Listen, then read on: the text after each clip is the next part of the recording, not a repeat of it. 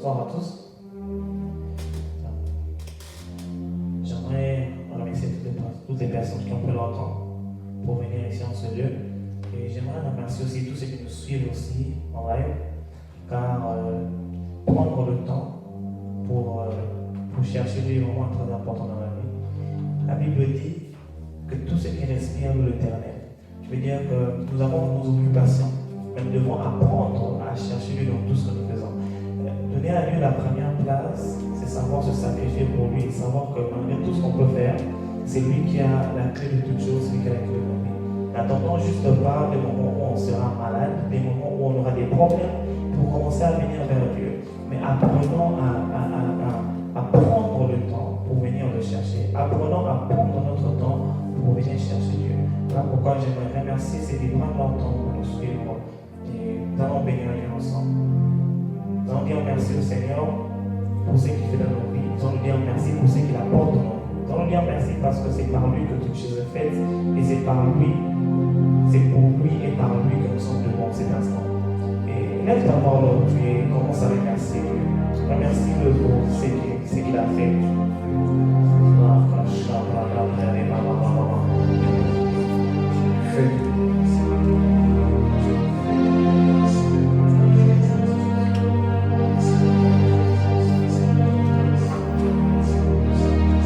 Seigneur, je viens te remercier en ce moment. Je viens bénir ton nom pour ce que tu fais.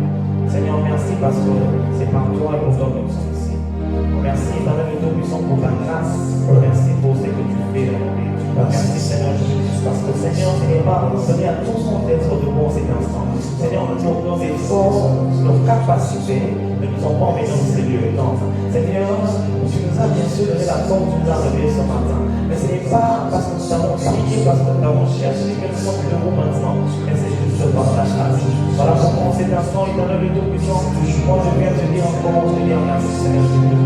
Voilà pourquoi en cet instant, je viens te bénir ton Saint-Nom, parce que je suis compté parmi les vivants en ce lieu. Je suis compté parmi ceux qui peuvent marcher, parmi ceux qui peuvent se balader dans le Tout-Puissant. Tout cela par ta grâce. Voilà pourquoi, Seigneur, moi je me témoigne. Je me témoigne, mais je continue à venir vers toi et dans le Tout-Puissant pour te dire merci. Je continue à venir vers toi pour te remercier. Merci pour ce que tu fais, Jésus. Merci pour ce que tu as accompli dans ma famille. Merci pour ce que tu as accompli dans mon chemin. Merci pour ce que tu as accompli dans mes études. Merci, Père de Tout-Puissant, pour la grâce. Merci pour la force. Merci pour les opportunités. Et les bachas, il y a la douce, et les émotions, et les canabas. Et les canabas, je bénis ton nom, Seigneur, pour ce que tu fais. Je bénis ton nom pour ce que tu fais, Seigneur. Je bénis ton nom pour ce que tu fais. Au nom de Jésus. Au nom de Jésus-Christ. J'aimerais encore que tu adores Dieu. J'aimerais que tu l'adores pour ce qu'il est pour toi. J'aimerais que tu reconnaisses sa grandeur dans ta vie. J'aimerais que tu reconnaisses qu'il est le maître de nos vies, qu'il est le roi de gloire, le Seigneur de Seigneur. Reconnais-le dans ton cœur. J'aimerais que tu déclares Jésus devant les abandonnés. Voici comment vous devez prier. Lorsque vous priez, dites notre Père qui est aussi. On dit dites. Alors, j'aimerais que tu parles à Dieu. Une conversation ne se fait pas dans le silence. Une conversation se fait en parlant. Alors, élève ta voix. Commence à parler à Dieu. Parle-le. Parle-le. Parle-le. Parle-le.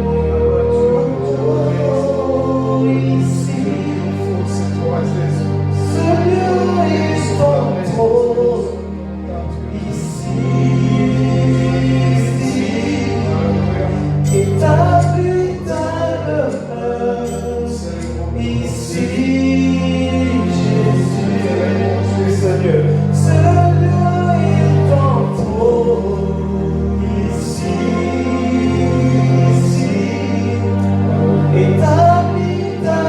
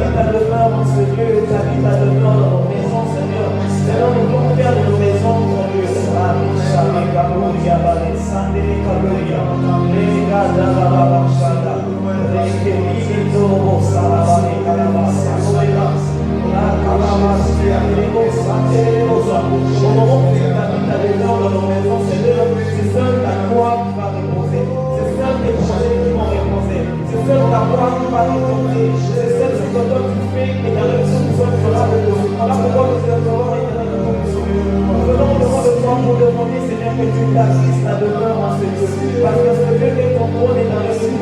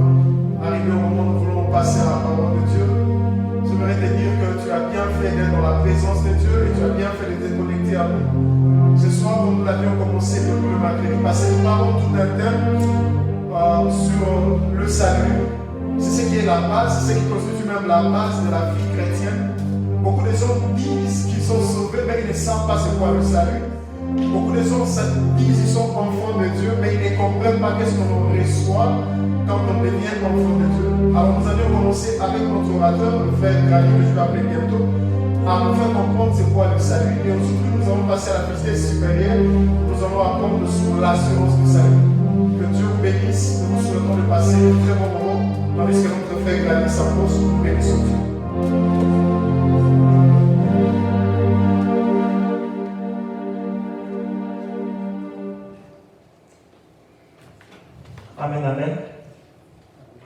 Amen, amen. Encore une fois, bonsoir à tous.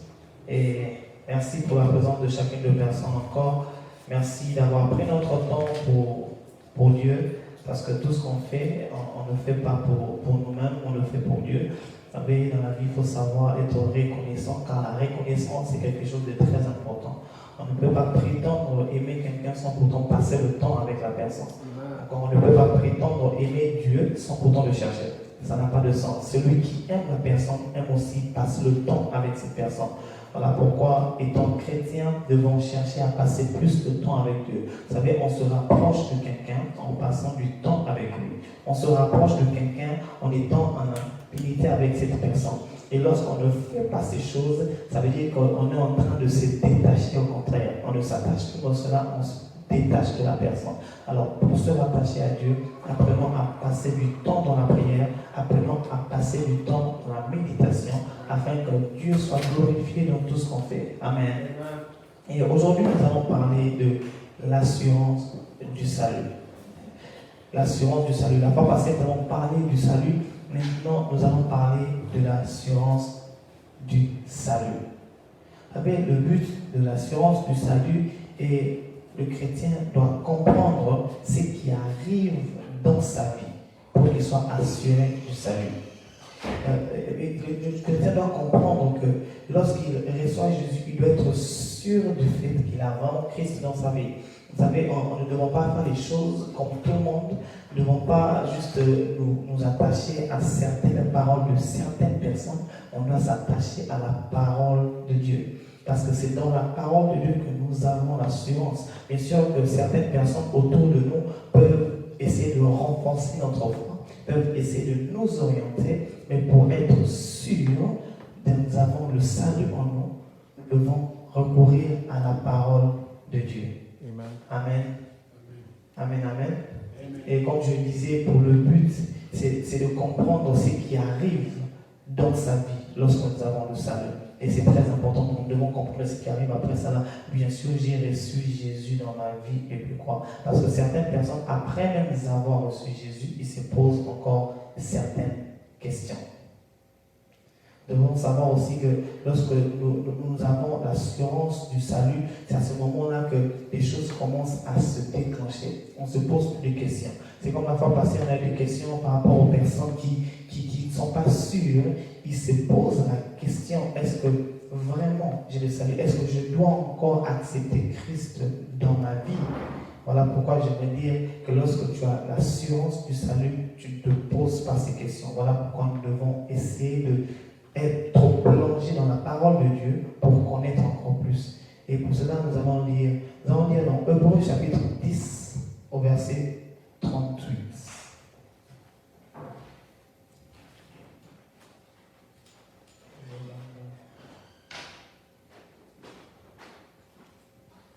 Au 10.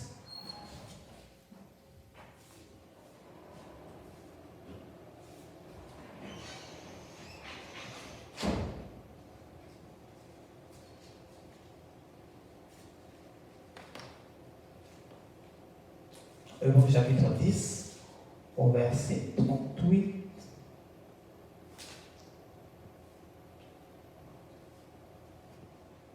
La Bible dit, et mon juste vivra par la foi. Mais s'il se retire, mon âme ne prend pas plaisir en lui. La Bible dit, et mon juste vivra par la foi. Nous devons comprendre que c'est par la foi que nous vivons. Pourquoi est-ce que c'est par la foi que le juste vivra? Parce que la Bible dit, la foi vient de ce qu'on entend, et ce qu'on entend vient de la parole de Dieu. Alors, si la foi vient de ce qu'on entend, ce qu'on entend vient de la parole de Dieu. Et dans Josué 1:8, on dit que ce livre-là ne se donne point de ta bouche, nous devons méditer sur ce livre afin d'agir finalement selon ce qui est écrit et pour réussir dans la vie. C'est parce que Dieu nous a laissé sa parole afin que nous suivons ce qui est écrit. Vous savez, même ceux qui partent à l'école, lorsque nous partons à l'école, tout ce que nous faisons, les enseignants doivent se baser sur un livre ou bien sur une matière. Sans une matière, ils ne sauront pas comment est-ce qu'ils doivent regarder le cours. Voilà pourquoi le juste vit par la foi, et cette foi, on l'a par la parole de Dieu. Voilà pourquoi, étant chrétiens, nous devons être sûrs que nous avons l'assurance du salut. Et certaines personnes vont se poser la question, pourquoi est-ce que c'est important de savoir qu'on a l'assurance du salut? Pourquoi c'est important de savoir qu'on a l'assurance du salut? Parce que lorsqu'on a Christ, nous sommes sauvés. Et lorsqu'on a l'assurance du salut, ça veut dire qu'on a une certaine garantie sur notre vie. Et nous allons lire dans 1 Jean, chapitre 5, au verset 11 à 13. 1 Jean 13. 1 Jean chapitre 13.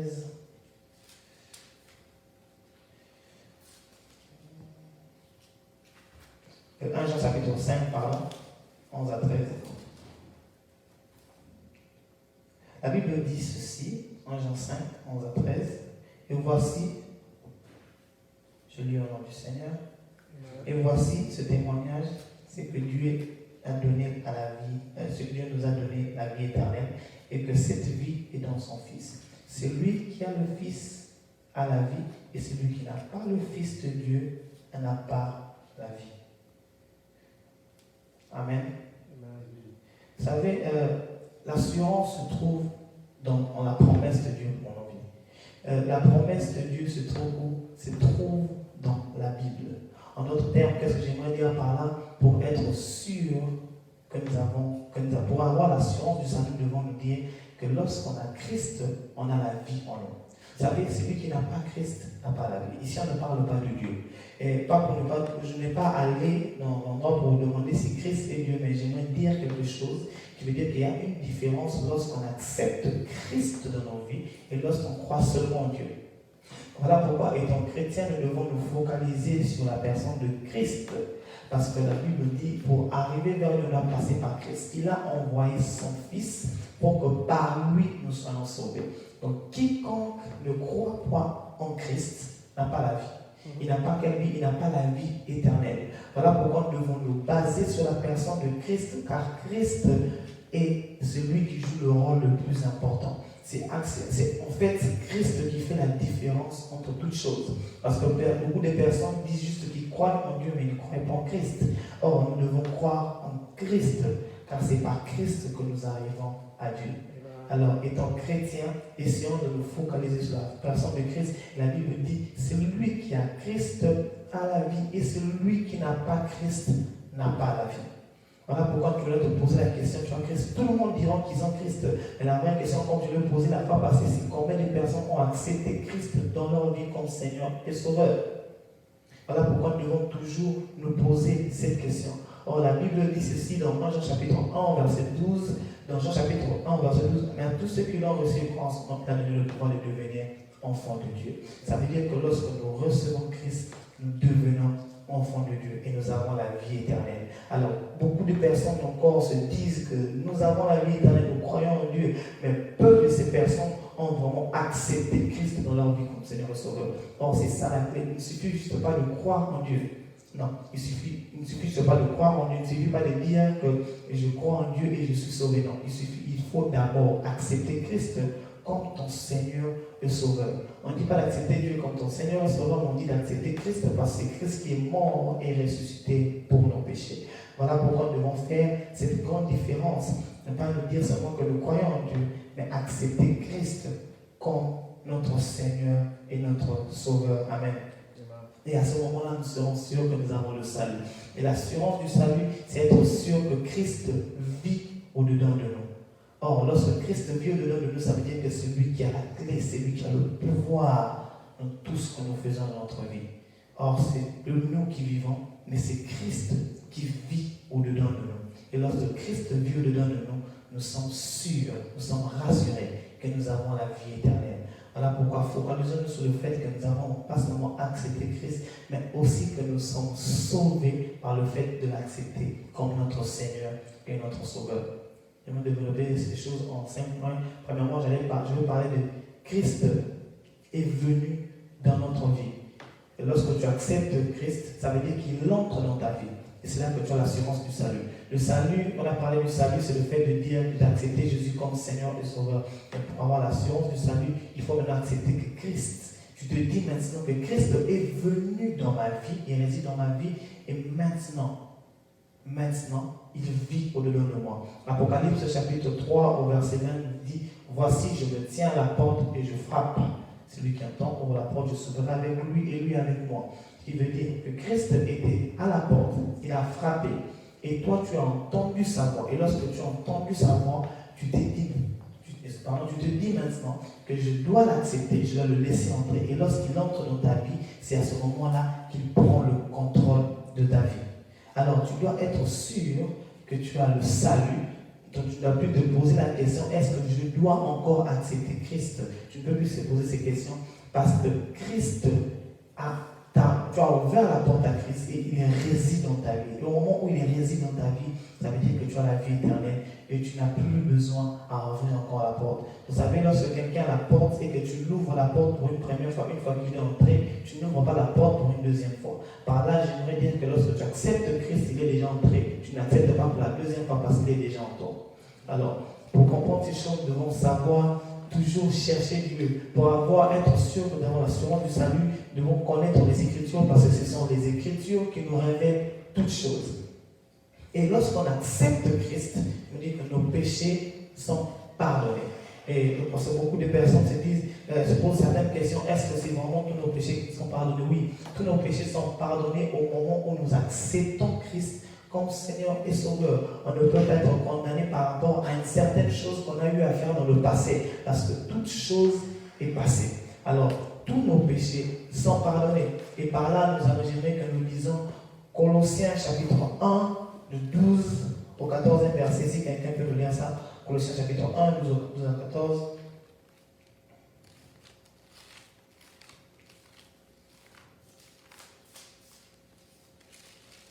Colossiens 12.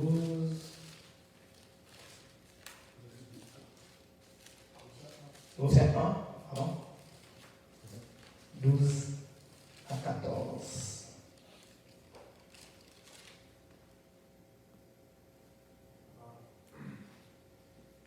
Vas-y. Colossiens 1, 12 à 14, au nom de Jésus. Ouais.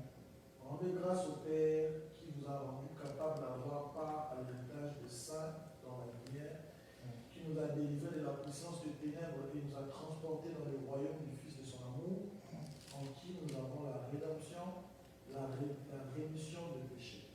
Amen. Est-ce qu'on peut lire Colossiens chapitre 2, verset 13? Colossiens 2, verset 13. Amen. Jésus. Qui étiez mort par vos offenses et par la circoncision de votre chair, il vous a rendu à la vie avec lui en nous faisant grâce pour toutes nos offenses. Amen.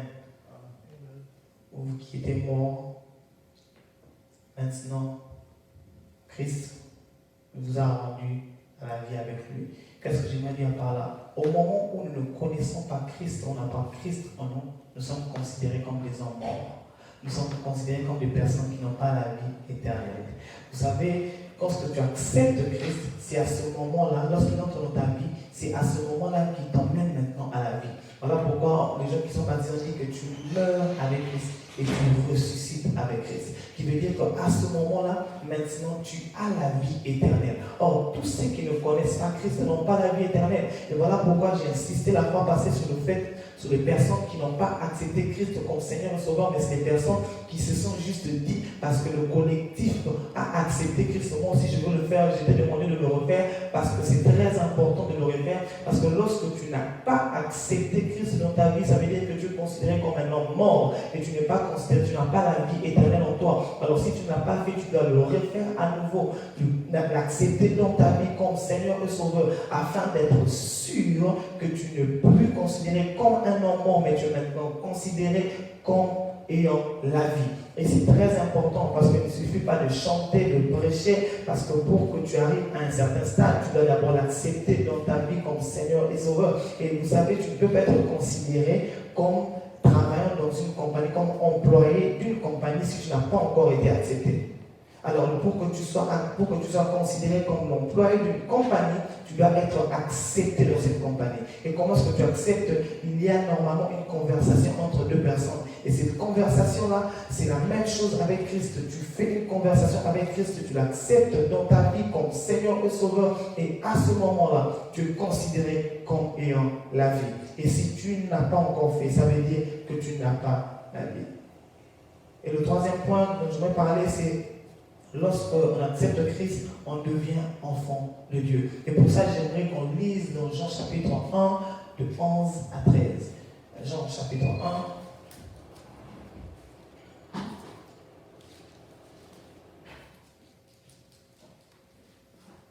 Jean chapitre 1. 11 à 13. Est-ce que quelqu'un peut nous lire ça? Jean 1, 11 à 13, j'ai dit le nom de Jésus. Amen. Elle est venue chez les siens et les siens ne l'ont point reçue. Mais à tous ceux qui l'ont reçue, à ceux qui croient en son nom, elle a donné le pouvoir de devenir enfants de Dieu, lesquels sont nés, non du sang, ni de la volonté de la chair, ni de la volonté de l'homme, mais de Dieu. Amen. Mais de Dieu. Certains se posent la question pourquoi est-ce qu'on doit lire ces versets. Vous savez que la Bible est très importante parce que toute chose a été créée pour une raison. Lorsque tu lis ces choses, c'est à ce moment-là que tu as l'assurance du salut. Il dit c'est ni de la volonté de l'homme, mais c'est de la volonté de Dieu. Selon le verset 13, on devient enfant de Dieu lorsqu'on a reçu Christ personnellement dans sa vie. Voilà pourquoi c'est très important, non pas seulement de déclarer que je suis enfant de Dieu, parce que plusieurs personnes peuvent dire qu'ils sont enfants de Dieu, mais peu peuvent répondre à la question. Si on leur posait la question, comment est-ce que tu sais que tu es enfant de Dieu? Certains diront c'est parce qu'ils sont sortis d'une famille chrétienne. Certains d'autres diront c'est parce que je pars à l'église. Certains d'autres diront parce qu'ils chantent dans une chorale. Certains même pourront dire parce que j'ai sur moi des visions. Non, ce n'est pas ces choses qui font de sorte que tu es enfant de Dieu. C'est lorsque tu l'acceptes personnellement, lorsqu'il y a une conversation entre toi et Christ, tu l'acceptes comme ton Seigneur et Sauveur. Je le répète, je parle de Christ, tu dois accepter Christ comme Seigneur et Sauveur, car c'est lui qui est le chemin, la vérité et la vie. Sans Christ, il n'y a pas de chemin vers Dieu. Sans Christ, il n'y a pas de chemin vers Dieu. C'est lui qui est notre chemin. C'est par lui que toute chose a été faite, parce que c'est lui qui est venu descendre sur la terre pour mourir pour nous, pour que nous ayons la vie éternelle. Vous savez, Christ est mort. Regardez ce qui s'est passé. Christ est mort, il a établi quelque chose dans le spirituel, qui veut dire que ça a déjà été établi. Maintenant, c'est à nous de l'apporter dans le physique. Au moment où on l'accepte, c'est à ce moment-là que cet acte qu'il a fait prend maintenant place dans nos vies. Là, si tu n'as pas encore accepté, ne crois pas quand Christ est mort, ça veut dire que directement tu es sauvé. Non, tout cet acte a été fait pour tout le monde, mais c'est au moment que tu l'acceptes qu'elle prend place dans ta vie. Alors si tu n'as pas encore accepté, cet acte ne prend pas place dans ta vie, cet acte n'a pas encore été établi en toi. Cet acte existe dans le spirituel, mais pas encore dans ta vie. Alors pour qu'il existe dans ta vie, tu dois l'accepter comme Seigneur et Sauveur personnellement. Et c'est à ce moment-là qu'il y aura un changement dans ta vie. Et c'est à ce moment-là que tu auras la vie éternelle. Et lorsqu'on a la vie éternelle, ça veut dire qu'on n'est plus considéré comme des morts. On est considéré comme ceux qui ont la vie. Et ces choses sont très importantes parce que nous devons le connaître pour savoir parler. Parce que beaucoup de personnes disent qu'ils sont chrétiens, mais peu peuvent démontrer ces choses. Peu peuvent expliquer, dire pourquoi ils sont chrétiens. Voilà pourquoi nous devons lire certains versets pour que cela nous aide au-dedans de nous. La Bible n'a pas été écrite, oui et non. La Bible a été écrite parce que Dieu a établi un projet pour sauver l'humanité. Et ce projet se trouve dans la Bible. Vous savez, pour se rapprocher de Dieu, on peut bien prier, mais il y a certaines révélations qui sont cachées dans la Bible. Et en lisant, tu développes quelque chose en toi. Tu développes une certaine connaissance et c'est la tête. Parce que beaucoup ont des doutes qu'ils ont le salut parce qu'ils n'ont pas appris à lire la parole de Dieu. Or, c'est dans la parole de Dieu que toute chose, que toute vérité existe. Celui qui a le Christ, celui qui a le Fils, a la vie. Et c'est lui qui n'a pas le Fils, n'a pas la vie éternelle. Pourquoi? Parce que quand tu as le Christ, ce n'est plus toi qui vis, mais c'est Christ qui vit au-dedans de toi. En réalité, lorsqu'on dit que celui qui a le Fils a la vie, et celui qui n'a pas le Fils n'a pas la vie. Écoutez, on dit ceci, c'est lui qui a le Fils, en lui a la vie. Qu'est-ce qui se passe en réalité? C'est parce que Christ est éternel. C'est à ce moment-là, c'est à ce moment qu'il vient entrer dans notre vie que les choses commencent à changer. Ce n'est pas en fait nous qui nous donnons cette vie éternelle, mais c'est lui au-dedans de nous qui nous donne cette vie éternelle. Voilà pourquoi on dit, lorsque Christ est en moi, ce n'est plus moi qui vis, mais c'est lui qui vit au-dedans de moi. Et au moment où il vit au-dedans de toi, c'est à ce moment-là que tu as la vie éternelle. Voilà pourquoi tu dois comprendre que tu dois l'accepter pour que lui vive au-dedans de toi et que tu aies la vie éternelle. Certains se contentent juste de l'omniprésence de Dieu parce qu'ils ont raté un accident. Ils se disent que Dieu est certain, Dieu est avec moi. Oui, Dieu est avec toi parce que son omniprésence, Dieu agit partout où il veut, il fait les choses comme il veut. Mais pour que tu deviennes enfant de Dieu et que tu aies la vie éternelle, tu dois l'accepter personnellement comme Seigneur et Sauveur. et lui dire, Seigneur, je t'accepte dans ma vie. Non pas parce que certains l'ont accepté. Oui, tu peux être influencé par les décisions de certaines personnes, mais cela doit venir de ton cœur. Ne pas le faire juste parce que les autres l'ont fait. Fais-le parce que tu as été influencé, mais ton cœur a réclamé. La parole t'a touché et tu as dit que tu devais accepter Jésus. Et au moment où tu l'acceptes, tu auras la vie éternelle. Et au moment où on a la vie éternelle, le dernier point que je vais développer, c'est on commence une nouvelle vie. La Bible dit dans 2 Corinthiens chapitre 5, au verset 17, si quelqu'un est en Christ, il est une nouvelle créature, les choses anciennes sont passées et toutes choses sont devenues nouvelles. Qu'est-ce que ça veut dire? Que tu n'es plus la personne que tu étais avant, mais tu développes de nouvelles choses. Et à ce moment-là, certaines choses vont commencer à se manifester dans ta vie. Pourquoi? Parce que tu n'es plus la même personne qu'hier, parce que Christ est venu au-dedans de toi et les choses commencent à décoller. Il y a un homme de Dieu qui a expliqué quelque chose et j'ai vraiment aimé. Il dit que, vous voyez, lorsque Christ est au-dedans de toi, ça ne dépend pas de ce qui est autour de toi. Non, ce qui est autour de toi n'a rien à voir avec ce qui est en toi, parce que Christ sera en train de te faire briller. Comment est-ce que Christ est en train de te faire briller? Vous savez, on peut avoir 10 ballons d'air en face de nous.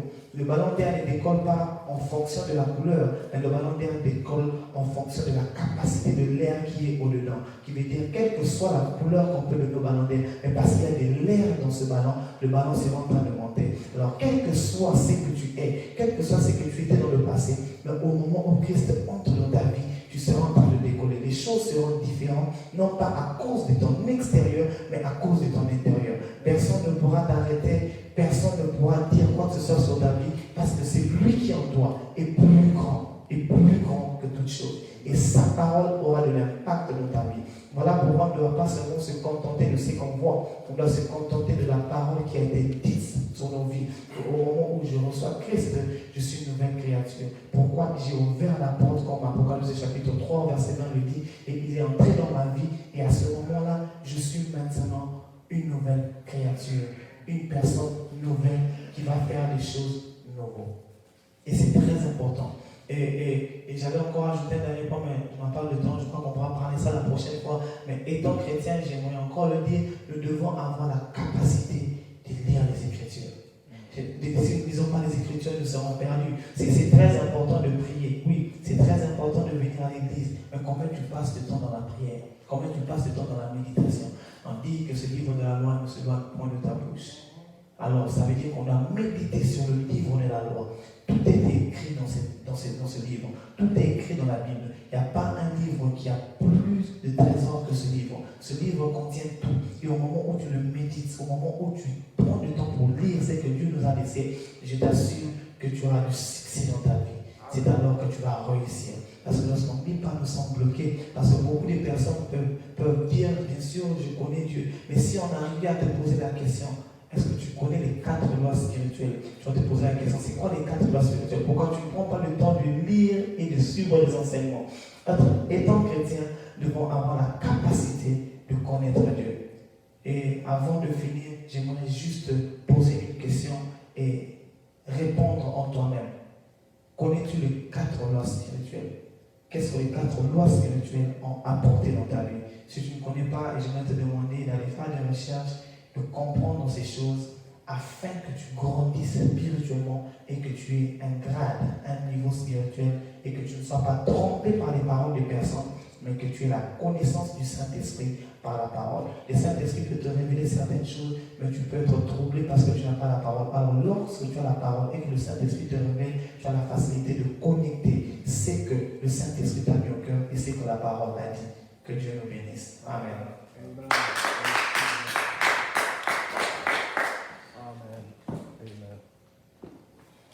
Gloire au Seigneur. Nous bénissons Dieu pour cela. Dieu est très bon.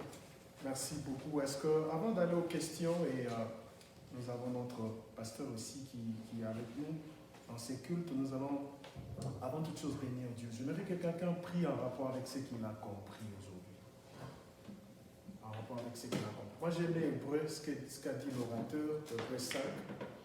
Ce que Dieu fait avec nous quand on le reçoit. J'aime ça. Qu'est-ce que Dieu fait quand on le reçoit? La Bible dit, il nous a donné la rédemption. Il nous a racheté de quelque chose. Laissez-moi dire à quelqu'un qui est ici le jour où tu as donné ta vie, comme l'a dit le prédicateur, que Dieu t'a racheté. C'est ce que nous appelons la rédemption. Il t'a racheté et puis il t'a donné le salut. Il a fait les rachats. En fait, on fait les rachats en payant quelque chose. Tu ne rachètes quelque chose qui est avec une autre.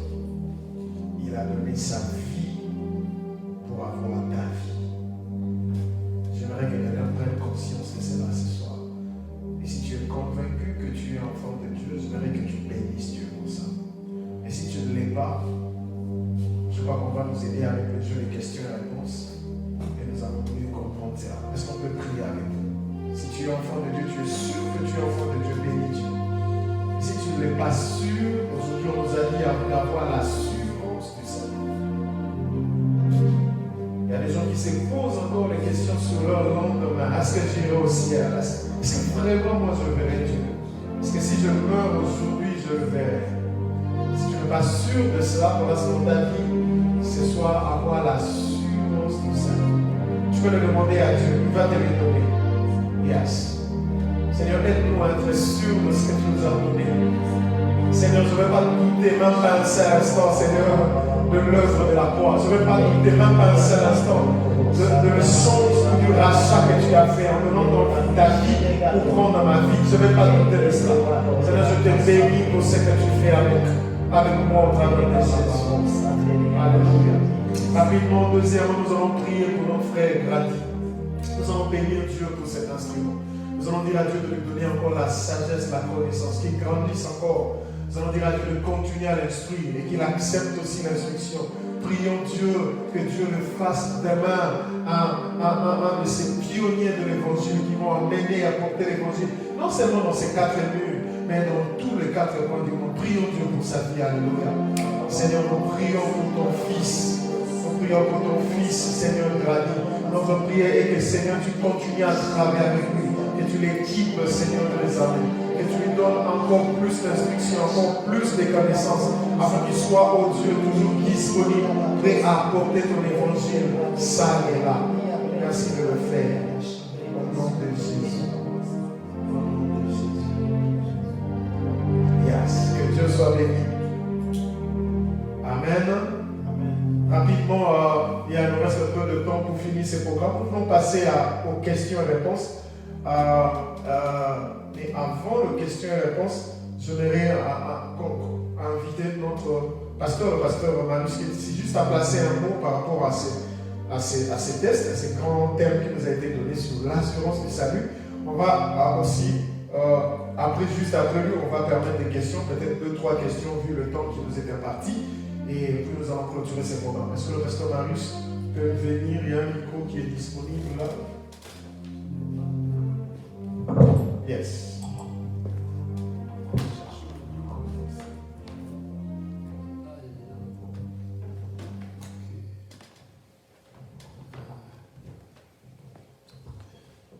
J'ai béni l'Éternel pour ce moment qu'il nous accorde de nous retrouver encore dans sa maison, en famille. Et nous voulons tout de suite remercier aussi la bouche autorisée de ce soir à la personne de son serviteur, Grady Lapika. Et nous avons été, il a parlé de l'assurance du salut, ce qui est, quand on dit assurance, c'est-à-dire qu'on est sûr, on connaît son identité et on n'a plus de doute. Amen, amen. Yep. Yeah. Alors, il y a une chose que nous devons nous dire. Lorsque Dieu a envoyé son Fils Jésus, le but, c'est pour que Jésus s'est fait homme. Il a pris la chair pour qu'il devienne homme. Donc, c'est ainsi que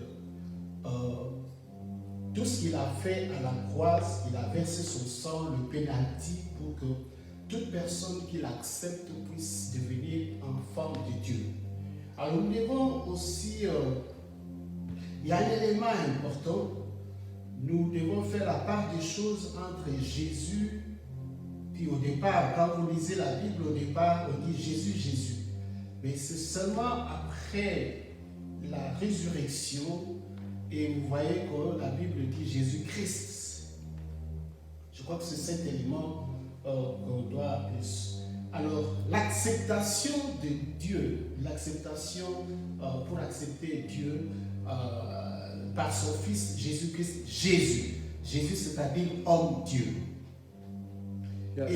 Et c'est important d'épingler cet élément.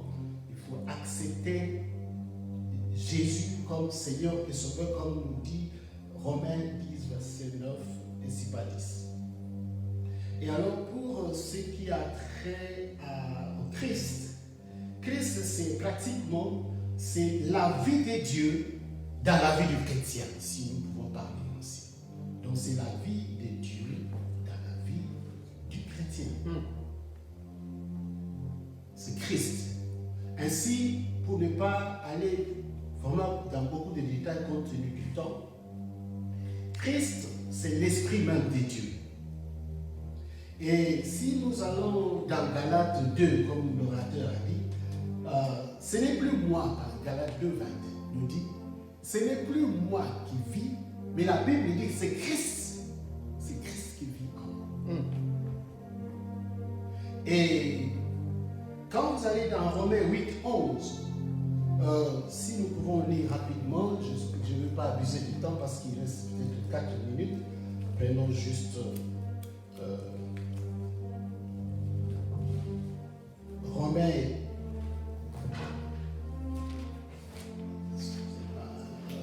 8, verset 11.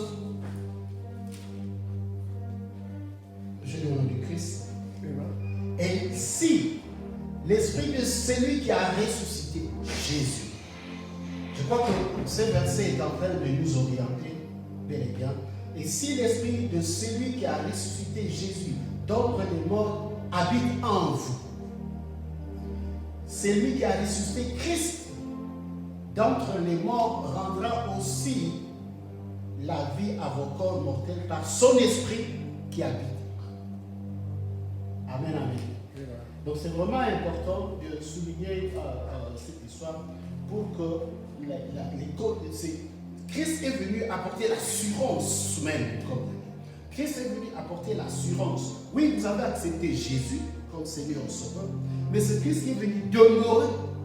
Il est venu habiter. C'est Christ qui habite en nous. Comme dit 2 Corinthiens 5, 17, c'est lorsque vous recevez Jésus, vous n'êtes plus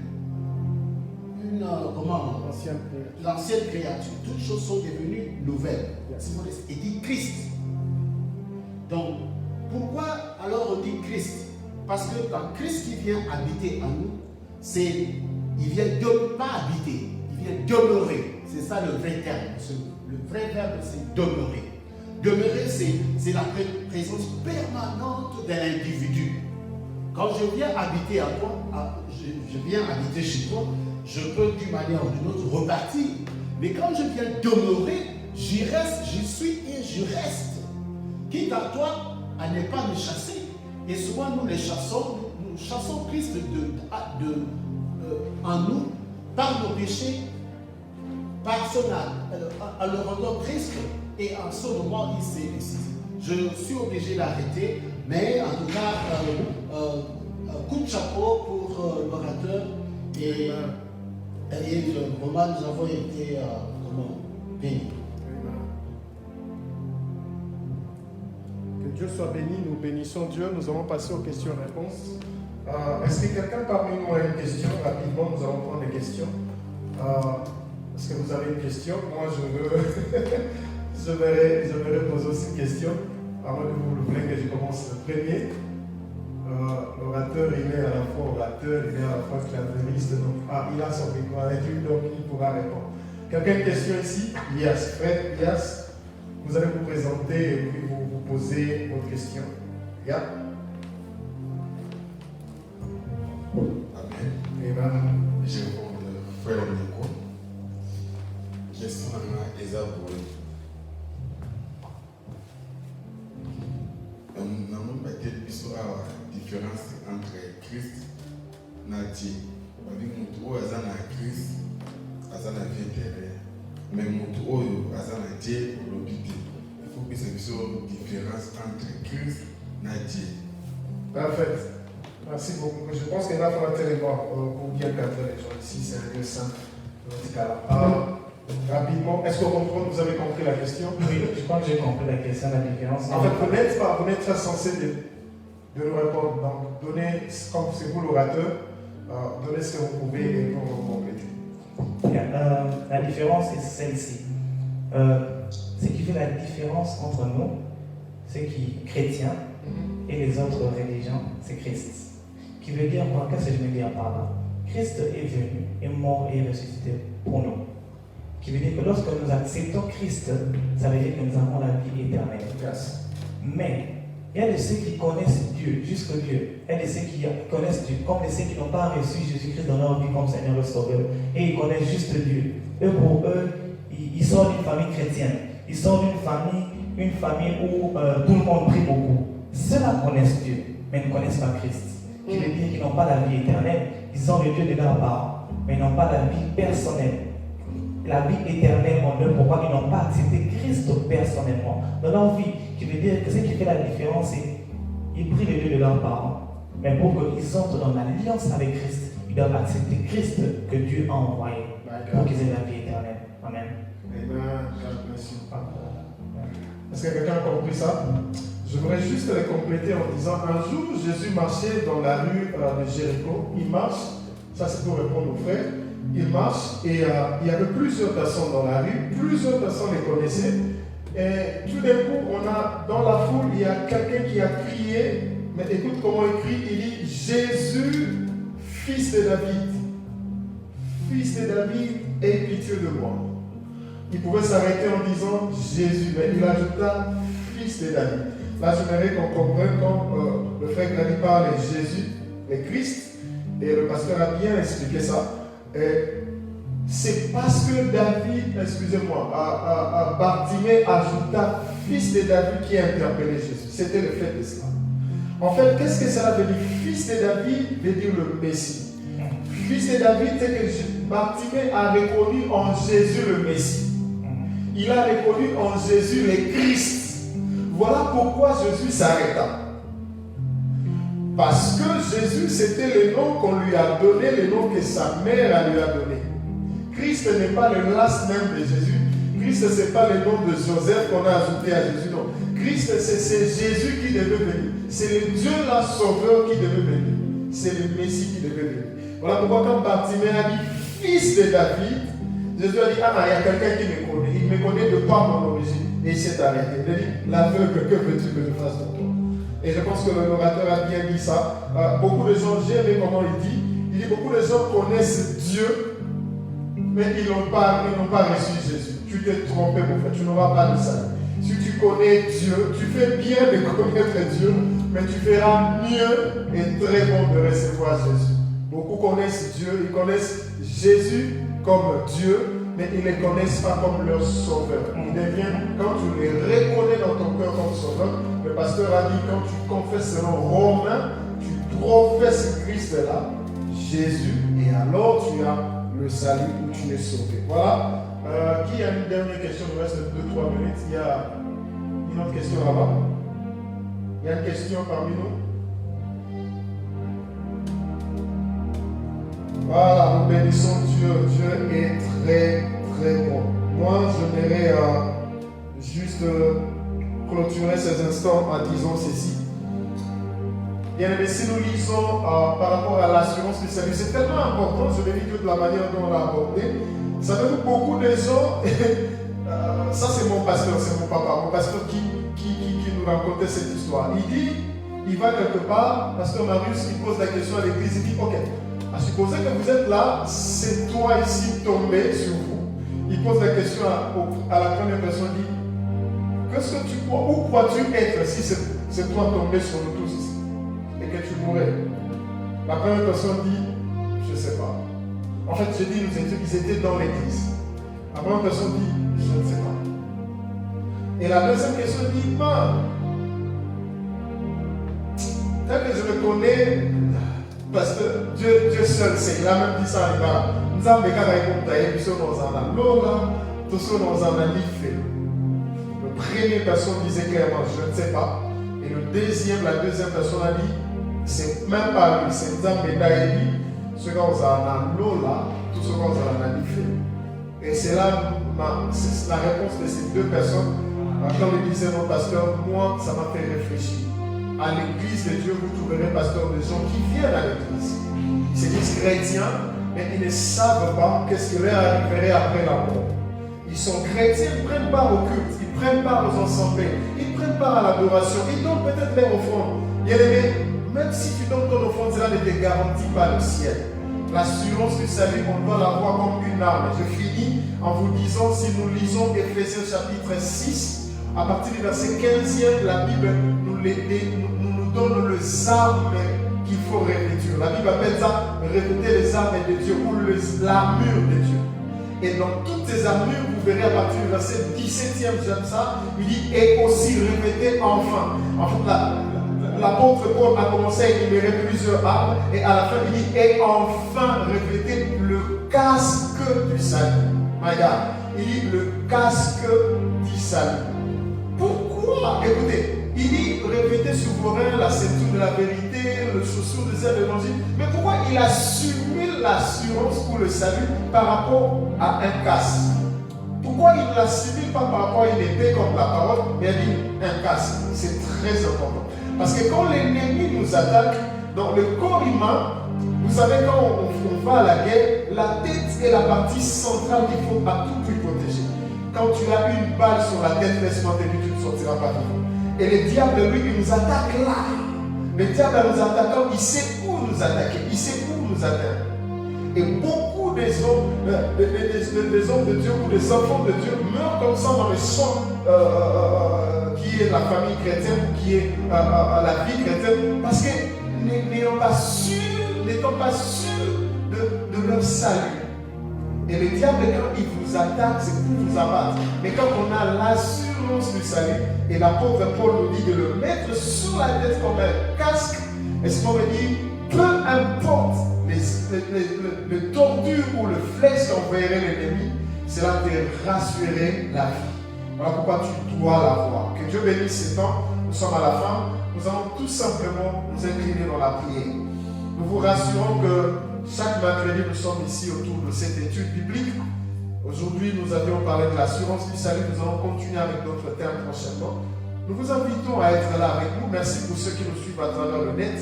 Nous voulons prier avec vous. J'aimerais que nous puissions bénir Dieu pour cette semaine. Nous sommes au milieu de la semaine. Mais j'aimerais avant toute chose que tu bénisses Dieu parce que tu es sauvé. Maintenant là tous, nous avions reçu l'assurance du salut au travers de ces messages. Bénis Dieu, remercie-le parce que tu es sauvé. Bien-aimé, si tu ne l'étais pas, la Bible dit qu'autrefois nous étions pécheurs, Christ est mort pour nous. Si tu ne l'étais pas, tu allais rapidement et directement aller en enfer. Mais parce qu'il a échangé sa vie avec ta vie, rassure-toi. Maintenant, si tu meurs, tu verras le Seigneur. Rassure-toi, si tu meurs, tu verras Dieu. Est-ce qu'on peut bénir Dieu? Alléluia. Élevons Jésus. Maro Sakaya Babo. Shemani avancé de Maro Shaka. Maro Shaka Babo. Meriam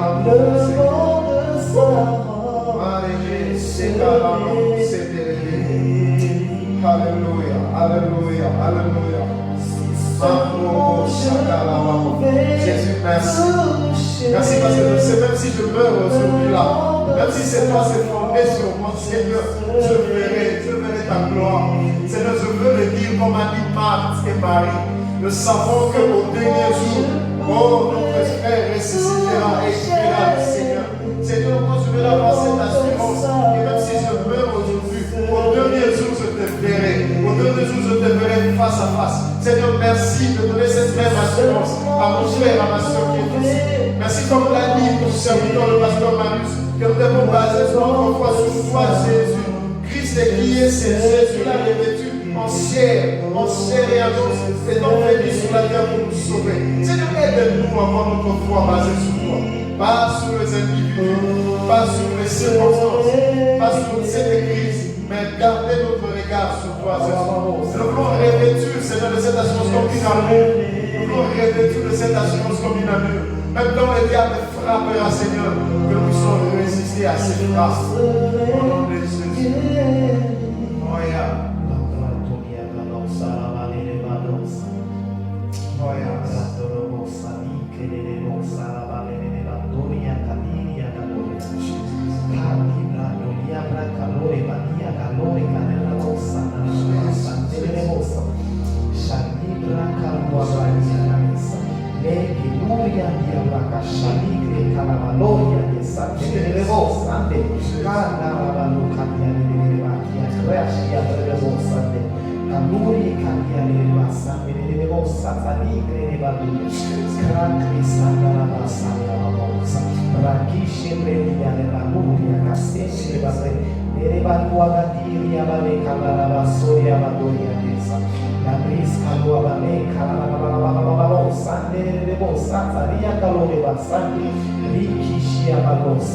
Liga Lura, Tikeshendi, Kaduri, Kasia, Gadeva, Lorica, Salabali, Bababosa, Kasuya, Maria, Gadia, Pradoria, Tishene, Britia, Gaduria, da Sante Kaduria, que liga la Valosa, da Sheva, Doria, Dia Sante, Shigebrese, Neves, à la Boba Sante, Alléluia, merci Jésus. Vous savez, Dieu m'a ouvert les yeux pour entendre la prière qu'a fait le frère Grady. Je pouvais l'entendre en deux mots. Je pouvais entendre un marteau. Je pouvais entendre un marteau. Yes. Je pouvais entendre un marteau. Donc si j'ai entendu ces deuxièmes mots que j'ai entendus, il a dit insister. Insister. J'ai entendu marteau et insister. Vous savez, quand on prie en langue, la Bible dit que c'est le cas de l'interprétation interprète. Pendant qu'il priait, le Seigneur m'a dit, n'arrête pas cette prière. Et j'ai entendu ce démon, marteau et insister. Jésus. Parce que le Seigneur puisse utiliser ces deux choses, le marteau, pour pouvoir clouer, enfoncer sa sémence qui est sa parole dans ta vie. Parce que Dieu puisse réellement trouver ton cœur comme une terre fertile qui va laisser germer tout ce que tu reçois de sa parole. Marteau et insister, on y insistera encore. Dieu veut que nous puissions dire ces choses pour toi. On va encore insister. Et Dieu insiste même maintenant en disant, si tu peux seulement ouvrir ton cœur, il est là, il est prêt à entrer, il est prêt à y combler. Je ne sais pas pourquoi le Seigneur m'a laissé entendre ces deux mots, marteau et insister. Il dit au temps de la fin, lui-même il va inscrire sa parole dans nos cœurs. Il dit, il va le faire comme on écrit sur un roc, de telle sorte que personne n'effacera cela. Donc je prie Dieu, que le marteau de Dieu passe par ton cœur. Seigneur, merci pour cette soirée, merci. Merci pour ce que tu nous as révélé. Est-ce que la gloire au nom te soit rendue? Nous te disons merci et nous recommandons notre chemin de retour. Seigneur, fais-nous grâce, oh Dieu, ces choses que tu nous as données, que nous ne puissions pas les laisser tomber. Nous voulons les conserver pour toujours. Nous recommandons, Seigneur, notre culte, l'adoration de cette dimension de Sainte-Main. Nous prions pour que tu nous fasses du bien, Seigneur. Fais-nous du bien. Nous voulons le dimanche venir ici, nous retrouver ici, de célébrer tous ensemble en famille. Nous prions pour nos bien-aimés qui ont manqué, Seigneur, le culte de dimanche passé. Seigneur, tu connais la raison qui a fait cela. Mais nous prions, Père, que tu leur donnes la force. Et Seigneur, qui nous motive toujours d'être dans ta maison. Seigneur, nous te prions aussi, oh Dieu des armées, pour, oh Père, dans nos familles, pour toute personne qui a besoin de voir ta main. Nous te prions pour Maman Juliette, dont le mari est incarcéré en prison. S'il te plaît, Seigneur, pour intervenir dans sa faveur. Nous te prions, oh Dieu des armées, Père éternel, pour les obsèques de ta servante Betty qui s'est passé déroulé la fois passée. Seigneur, nous te disons merci d'avoir permis cela. Nous te disons merci pour la santé, la guérison que tu as donnée à mon serviteur, le pasteur Marius qui est parmi nous. Nous te bénissons pour sa vie et son ministère, Père éternel. Nous te bénissons pour le programme de jeunes gens, Seigneur, de cette église, le département de jeunes qui prépare une grande activité au mois d'octobre, Seigneur, le 3 octobre. Nous prions pour la réussite, nous prions pour la réussite de cette activité. Nous prions pour que Dieu, tu touches, que tu interpelles un jeune, que tu, oh Dieu des armées, tu tu élèves une armée de jeunes parmi nous. Te bénissons pour notre pays, te bénissons pour les élections qui vont se dérouler, Seigneur, oh Dieu, dans les 2 mois à venir. Nous prions pour que Dieu bénisse qui est calme. Seigneur, je suis en train de voir une certaine agitation dans le pays après les élections. Seigneur, je te supplie, oh Dieu, désormais, laisse que la paix de Dieu puisse venir dans ces pays, au Père éternel. Nous prions aussi, oh Dieu, des armées pour nos pays d'origine. Laisse que la main du Seigneur soit étendue dans nos pays d'origine. Bénis, Seigneur, Dieu des armées et ton Église. Avec action de grâce, tous ensemble, nous disons comme un seul homme. Amen. Amen. Que Dieu vous bénisse.